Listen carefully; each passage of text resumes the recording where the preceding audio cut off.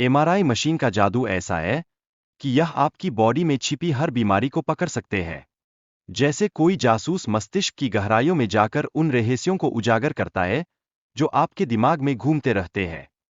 इस मशीन की ताकत उसे एक सुपर कंडक्टिंग मैग्नेट से मिलती है, जो इतना मजबूत है कि अगर इसे किसी फिल्म में दिखाया जाए तो यह अकेले में ही हीरो बन सकता है। यह मैग्नेट मरीज को गहराई से स्कैन करता है, जैसे कोई बोटलिंग कंपनी अपने उत्पाद की गुणवत्ता चेक कर रही हो। क्या आपको पता है कि इस मशीन में एक खास कॉइल होती है जिसे तरल हीलियम से ठंडा किया जाता है? हाँ, वही हीलियम जो आपके बच्चों के गुब्बारों में होती है। बस फर्क ये है कि यहाँ गुब्बारों के बजाय हम दिमाग के गहरे रहस्यों की बात कर रहे हैं। ये ठंडा करने से कॉइल सुपरकंडक्टिंग अवस्था में आ जाती है। अब जब हम सुपरकंडक्टर का इस्तेमाल करते हैं तो एक चुंबकीय क्षेत्र सब कुछ व्यवस्थित कर देता है।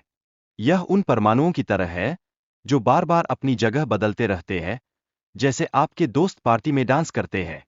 ऐसा करने से ऊर्जा का सही और फायदेमंद उपयोग होता है। रेडियो फ्रीक्वेंसी कॉइल मस्तिष्क के बहुत करीब होती है। यह एक पल्स भेजती है, जैसे कोई आत्मा आपको पुकार रही हो।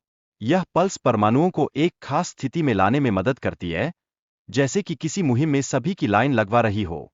अब बात करते हैं हाइड्रोजन परमाणु की। जब इसे 90 डिग्री का रेडियो फ्रीक्वेंसी पल्स दिया जाता है, तो यह खुशी खुशी अपनी स्थिति बदलता है। फिर जब यह अपने मूल स्थान पर लौटता है, तो एक ऊर्जा छोड़ता है।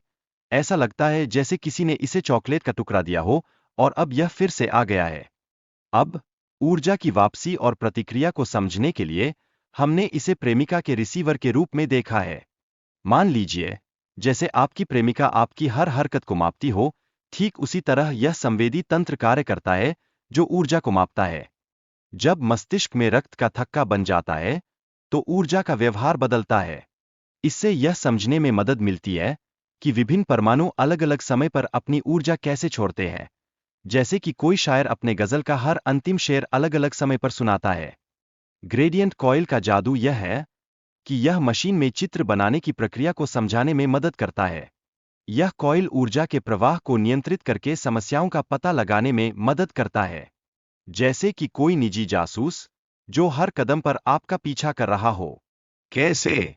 जब हम एमआरआई मशीन के केंद्र से दूर जाते हैं, तो चुंबकीय क्षेत्र की ताकत बढ़ती है। जैसे जैसे हम 1.1 टेस्ला से 1.3 टेस्ला की ओर बढ़ते हैं, वैसे वैसे यह कोशिश करता है कि कोई भी चीज छूट न जाए। एमआरआई के दौरान सुरक्षा सावधानियों का पालन करना एकदम जरूरी है, खासकर अगर आपके शरीर में कोई धातु का हिस्सा हो। क्योंकि कोई भी धातु का हिस्सा, जैसे किसी मूर्ख की जुबान, सबसे बड़ी मुसीबत बन सकता है। तो चलिए, अगली बार जब आप एमआरआई कराने जाएं, तो सुनिश्चित करें कि आप सभी सावधानियों का पालन कर रहे हैं। क्योंकि आप जानते हैं, बीमार होने